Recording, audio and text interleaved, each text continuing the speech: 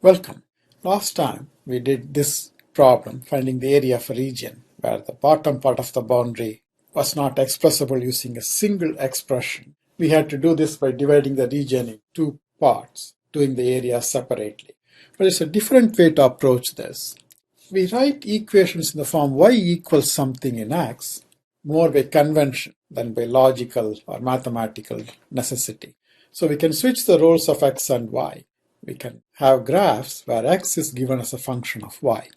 So everything gets switched. Instead of using vertical strips, we can use horizontal strips.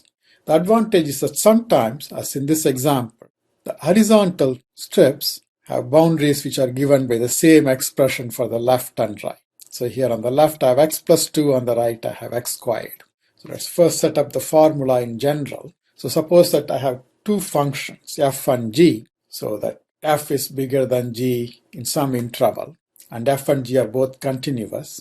And we have the region given by y going from c to d, lying between the horizontal lines y equals c and y equals d, and x going from g of y to f of y. So it lies between the graphs of x equals g of y and x equals f of y.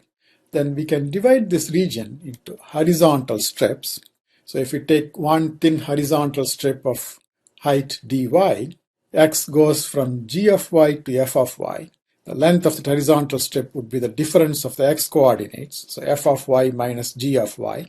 Area would be f of y minus g of y times the quantity dy. And I total this. That is a Riemann sum for the integral of the quantity f minus g going from c to d. So in the limit, I get the area, and that's the integral from c to d of f of y minus g of y times dy. I can write this informally as the integral of the right equation minus the left equation going from the bottommost y value to the topmost y value. Now, if you look at the previous example, y goes from 0 to 4, x goes from this to this. Now I have to make one adjustment. The equations are given in the form y equals something in x. I have to write them in the form x equals something in y. On the left, that's easy. I can solve for x. I get x equals y minus 2.